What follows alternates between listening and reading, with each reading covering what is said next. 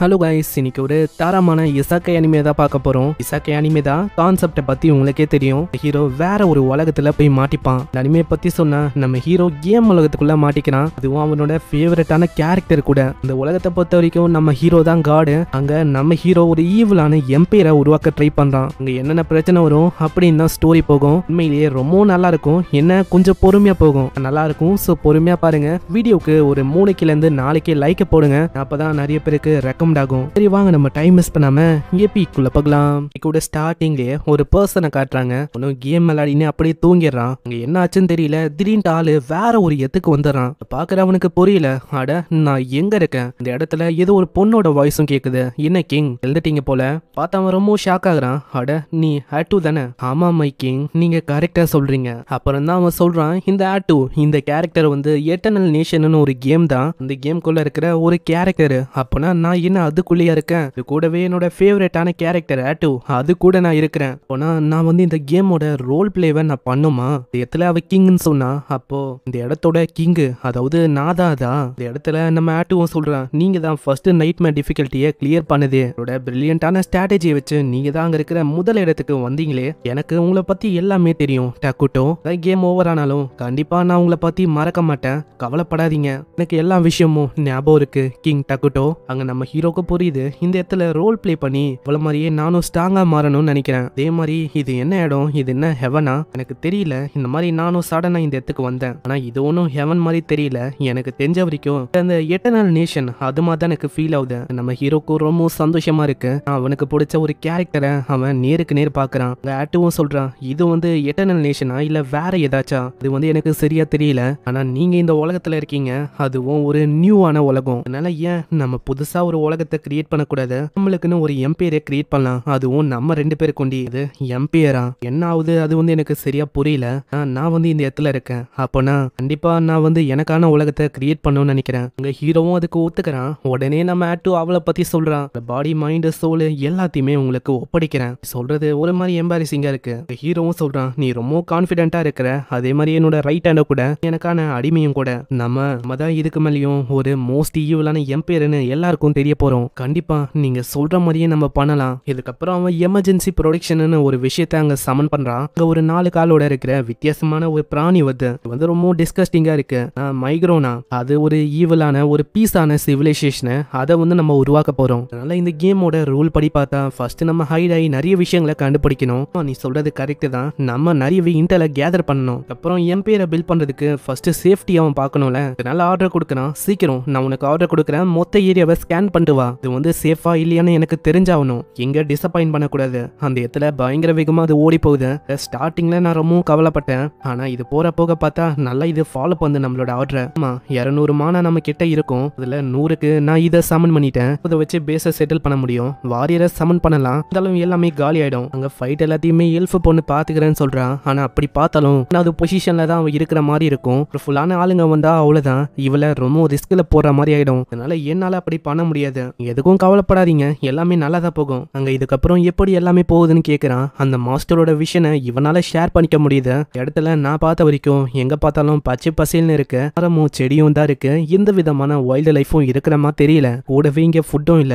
அப்படின்னா ஃபாரஸ்ட்னால நம்மளால ஹைட் பண்ண முடியும், வைல்டு லைஃபே இல்லையா? இதுதான் எனக்கு புரியல. ஏதோ ஒண்ணு நான் இன்னமும் தேடி பாக்குறேன். உள்ள போய் மன்னிச்சிருங்க, இந்த மாதிரி என்னால உங்களுக்கு உதவியை நிறைய பண்ண முடியல. பரவாயில்ல, நீ இருக்கதே உதவிதான். கேட்டோனே ஆட்டோக்கு ரொம்ப சந்தோஷமா இருக்கு. அங்க இது ரொம்ப ரியலிஸ்டிக்கா இருக்கு. அவன் உண்மையிலேயே வேற ஒரு உலகத்துக்கு தான் வந்திருக்கான். இந்த சைடு போற வழியில அங்க டார்க் எல்ஃப் எல்லாம் பாக்குறான். நிறையவே ஒரு கூட்டமே இருக்கு. இருந்து அவளைக்கும் ரொம்ப தூரம் இல்ல, கிட்டதான். ஒரு ஃபேண்டசி உலகம்னால அதனால எல்லாமே இருக்கதான் செய்யுது. ஆனா ஏதோ ஒண்ணு நம்ம இப்போ என்ன பண்ண போறோம்? ஏன்னா நம்ம பார்டர்லயே இருக்கிற மாதிரி இருக்கு. இதுதான் இருக்கிறதுலயே ரொம்ப ஒஸ்டான விஷயமே. போனா நீங்க கவலைப்பட வேணாம், நம்ம வேற ஒரு இடத்துக்கு ஓடி போயிடலாம். ஒன்னா அது கரெக்டா இருக்கும் இல்லையா? ஏன்னா மைனோகிரா அதாவது நம்மளோட கிங்டம் வந்து பீஸை தான் விரும்புது. ஆனா எதுக்கும் அவங்க மேல ஒரு கண்ணை வச்சுக்கணும். அப்படி ஏதாச்சும் பிரச்சனை வந்தா நம்ம 2 பேரும் போயிடலாம் அப்படின்னு அவங்க ரொம்ப சந்தோஷமா இருப்பாங்க. அந்த இடத்துல டார்க் எல்ஃபுங்க வராங்க. அதை பார்த்து அவங்க ஷாக்கா வராங்க. இதுக்கப்புறம் அங்க இன்னொரு கும்பலையும் காட்டுறாங்க. அவங்களும் அவங்களோட நிலத்தை விட்டு வந்துட்டாங்க. அதுக்கு காரணமும் அது கர்ஸ்டா இருக்கு. ஆல்ரெடி நம்மளோட நிலத்தை விட்டு வந்துட்டோம். இதுக்கு மேல நம்ம எங்க போறது? நம்மளுக்கு எங்க போகணும்? எந்த விதமான இடமும் இல்லையே.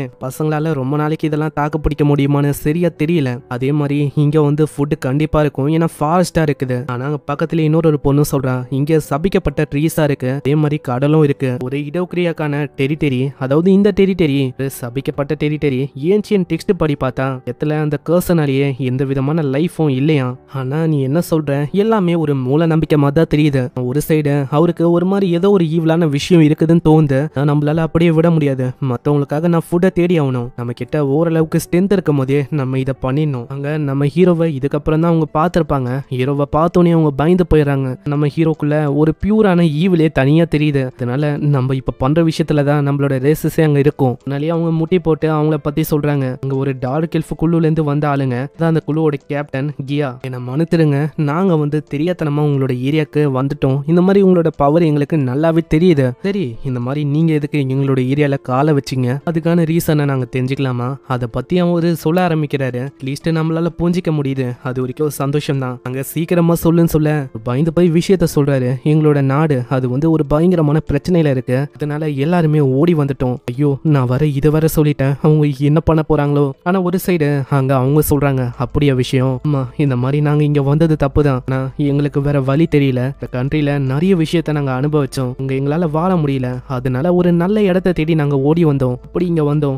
வாழ்றதுக்கு நாங்க வந்தோம். அது என்ன தப்பா? பல நாளா நாங்க வந்து சாப்பிடவே இல்லை, ரொம்ப பட்டினியா தான் நாங்க இருக்கிறோமே. அந்த இடத்துல இதை கேட்டவுடனே நம்ம ஹீரோங்க ஃப்ரூட்டை தூக்கி அடிக்கிறான். இது ஆப்பிள், இதை வெட்டி உங்களால சாப்பிட முடியும். இதை பாக்குற அவரு ரொம்ப ஷாக் ஆகுறாரு. இந்த மாதிரி ஒரு உலகத்துல இந்த மாதிரி ஒரு ஃப்ரூட்டை நான் பார்த்ததே இல்லை, எனக்கு தெரியல அதை சாப்பிடலாமான்னு. ஆனா பின்னாடி சாப்பிடுறாங்க. அட, இது நல்லா இருக்கு, ஜூசியாவும் டேஸ்டாவும் இருக்கு. அவங்களோட பசங்களும் ரொம்ப பசியா இருக்காங்க. அதனால அவரு யோசிக்கிறாரு, இந்த மாதிரி நாங்க இதை எங்களோட பசங்களுக்கு கொடுக்கலாமா? நான் பல நாளா அவங்க சாப்பிடல, எங்களுக்கு பதில் நாங்க அங்க கொண்டு போக போறோம். கேட்டவுடனே அவரு சொல்றாரு, ஒரு சோகமான விஷயமா இருக்கு. இடத்துல நம்ம ஹீரோவும் நிறைய ஃப்ரூட்ஸை கொண்டு வரான். டார்க் எல்ஃப் இதுங்க வந்து ஒரு வெளிச்சத்துல இருந்து ஓடி போன ஒரு இனோனே சொல்லலாம். அதே மாதிரி நாங்க வந்து நிறையவே அவமானத்தெல்லாம் சகிச்சிருக்கோம், அதனாலயே நாங்க வந்து ஓடி போற மாதிரி ஆயிடுச்சு. அங்க நிறையவே ஒரு ஃப்ரூட்டை குத்துருக்காரு, அது எல்லாத்தையுமே அவங்க எடுத்துக்கிறாங்க. அந்த இடத்துல அவருக்கு ரொம்ப சந்தோஷமா இருக்கு. ரொம்ப நன்றி, கொடுத்த இந்த பரிசை நாங்க மறக்க மாட்டோம். அவரும் கேக்குறாரு, ஐயா, இந்த மாதிரி உண்மையிலேயே நீங்க யாரு? இது எல்லாமே உங்களுக்கு தான். அப்புறம் பசங்க பசியில வாடி போயிருப்பாங்களா,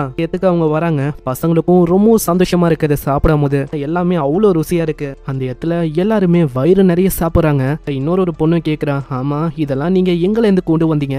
நாங்க வந்து வேற ஒரு இடத்துக்கு போனோம். இதுக்கப்புறம் அங்க ஒரு வயசானவர் வராரு. அவரும் கேக்குறாரு, வந்து இன்னைக்கு நல்ல காரியத்தை பண்ணிருக்க, முன்னால இன்னைக்கு எல்லாரோட பசியும் நீங்க இருக்கு. பல வருஷமா வாழ்ந்திருக்கேன், ஆனா இந்த மாதிரி ஒரு ஃபுட்டை நான் பார்த்ததே இல்ல. இந்த மாதிரி ஒரு ஃபுட்டை நீ எங்களை இருந்து கொண்டு வந்த? அதுவா, நம்ம எம்எல் சொன்ன மாதிரியே இங்க வந்து டீப்பான ஃபாரஸ்ட்டுக்கு போனோம். சொன்னா இந்த மாதிரி கர்ஸ்டான ஒரு பீயிங் உள்ள இருக்கும்னு, இல்ல ஒரு லெஜெண்டான ஒரு பீயிங் இருந்தது, அதான் எங்களுக்கு இந்த மாதிரி வித்தியாசமான பழங்களை தந்தாரு. அது இந்த அளவுக்கு ருசியா இருக்கும்னு நம்ம சுத்தமா எதிர்பார்க்கல. அதே மாதிரி இந்த உலகத்துல நம்ம அதை பார்த்ததும் இல்ல. அங்க ஒரு பீயிங்க பத்தி ஒரு சொல்லிருப்பாருல, இதை வச்சு அந்த வயசானவர் சொல்றாரு, நீ கிங் ஆஃப் ரூயின்ஸ பாத்தியா? உங்களுக்கு தெரியுமா அதை பத்தி? அது வந்து ஒரு பழங்கால கதைன்னு நம்ம சொல்லலாம். அதை பத்தி என்ன பேசிக்கிறாங்கன்னா, இந்த உலகத்துல பாப்புலேஷன் ரொம்ப அதிகமாகுதும், அந்த டைம்ல கிங் ஆஃப் ரூயின் அது வந்து வரும், அது இந்த உலகத்தையே அழிக்கும். அதுக்கப்புறம் இந்த உலகம் திரும்ப பிளாங்கான ஸ்டேட்டுக்கு போகும். இது உண்மையா இல்ல பொய்யான்னு யாருக்குமே தெரியாது. அங்க அதை பத்தி வயசானவரும் கேக்குறாரு. அது வந்து எங்க கிட்ட பேரெல்லாம் சொல்லல, எனக்கு தெரியல, அது ஒரு நல்ல விஷயமும் எனக்கு தோணல. அங்க கூடவே ஒரு பொண்ணு இருந்திருப்பா, அவ தான் எங்களுக்கு எல்லாத்தையுமே சொன்னாலே. ஆனா எனக்கு இன்னமும் புரியல, என்னோட மானா ஃபீல் ஆயிடுச்சு, அதனால என்னால சொல்ல முடியுது. நான் இந்த உலகத்துல எந்த விதமான விஷயமும் இல்ல, எதையும் வாங்காம கொடுக்கறதுக்கு. ஆனா எங்களுக்கு தெரியல, இந்த மாதிரி நான் என்னோட சுச்சுவேஷனை பத்தி சொன்னேன், அதுக்காக அது பதில் உதவியா அதை பண்ணுச்சு. இன்னும் சொல்ற, அது வந்து ஒரு நல்ல விஷயம் சொல்றியா? ஆமா, அது ஒரு கிரேட் ஒன் தான், ஆனா ஒரு கிரேட் ஒன் இல்லன்னு சொல்றாரு. அப்படியே அவங்களுக்குள்ள சண்டை ஆயிடுது. நீங்க என்ன சொல்றீங்க? இந்த மாதிரி அது இல்லைன்னா நம்ம எவ்வளவு தூரம் இப்போ இருந்திருக்க முடியாது. அந்த கிரேட் ஒன், அதாவது அந்த கிங், அவரு தான் நம்மளுக்கு உதவியே பண்ணாரு. ஏதோ ஒண்ணு நம்ம என்னதான் பண்றது? அங்க அவரு வந்து நெகோசியேஷனா பண்றாருன்னு சொல்றாரு. நான் அந்த பெரியவரு, அவரு கிட்டத்தட்ட 200 வருஷமா இந்த உலகத்துல வாழ்ந்திருக்காராம். அதனால நான் வந்து அந்த கிங் கூட நெகோசியேஷனை பாத்துக்கிறேன். இதுக்கப்புறம் அங்க ஹட்டு வந்து பயங்கரமா கத்துறான், எதுக்காக உங்களோட மானவ பயங்கரமா நீங்க வேஸ்ட் பண்ணீங்க, இதெல்லாம் சரியில்லை. உங்களை பத்தி கேட்கும் போது இந்த மாதிரி ரொம்ப சோகமா ஃபீல் பண்ண, அதனால தான் உங்களுக்கு ஹெல்ப் பண்ணனே. ஆனா என்னவா இருந்தாலும் இன்னமும் ஃபர்ஸ்ட் ஸ்டேஜ்ல தான் இருக்கும், அதுக்கு நீங்க எவ்வளவு வேஸ்ட் பண்ணிருக்க கூடாது. ஏதோ ஒண்ணு, அதுக்குன்னு நீ இப்படி எல்லாம் பண்ணக்கூடாது. நான் வந்து உனக்காக என்ன வேணாலும் இப்ப பண்றேன். இந்த அளவுக்கு கோவமா இல்ல. நான் ஏதோ ஒண்ணு நீ இல்லனா நான் ரொம்பவும் கஷ்டப்பட்டிருப்பேன். கேட்டா அவ ரொம்ப சந்தோஷமாவரா. சரி நான் ஒத்துக்கிறேன் நீங்க மன்னிப்பு கேட்கறத. அப்படி சொல்றேன்னா இந்த மாதிரி நீ இல்லனா என்னால அவங்க கூட எப்படி கம்யூனிகேட் பண்ணிருக்க முடிஞ்சிருக்கும். ஆனா ஒரு சைடு பார்த்தா இந்த மாதிரி நாள வில்லனா தெரிஞ்ச மாதிரி இருக்கு. அங்க ஹீரோவும் இது நல்ல சோகமாவரா. அங்க அவளும் எவ்வளவோ சமாளிக்கிறா. அப்படியெல்லாம் ஒன்றும் இல்ல. நம்ம ஹீரோ அவளுக்கும் மத்தவங்க கிட்ட பேசினது இல்லையா, அது நல்ல சோகமாயிரா. இப்படி இவ சமாளிக்கிறதோட இங்கே இந்த எபிசோட முடியுது. சோ பார்க்கலாம் இதுக்கப்புறம் என்ன ஆகுதுன்னு. நம்ம ஆளு ஒரு கேம் உலகத்துல மாட்டிக்கினா அப்புறம் இந்த உலகத்தை பொறுத்த வரைக்கும் நம்ம ஹீரோ தான் ஒரு காடு மாதிரி. உங்களால பிரச்சனை வருமா வராதா இது எல்லாத்தையுமே நம்ம நெக்ஸ்ட் எபிசோட்ல பார்க்கலாம். அனிமே உங்களுக்கு பிடிச்சிருக்கும்னு நினைக்கிறேன். பிடிச்சிருந்தா மறக்காம ஒரு லைக்கை போட்டுருங்க. இது வரைக்கும் நம்ம சேனலுக்கு சப்ஸ்கிரைப் பண்ணலையா, சப்ஸ்கிரைப் பண்ணிக்கோங்க. நான் உங்களை நெக்ஸ்ட் எபிசோட்ல சந்திக்கிறேன். தேங்க்யூ ஃபார் வாட்சிங். சைனரா.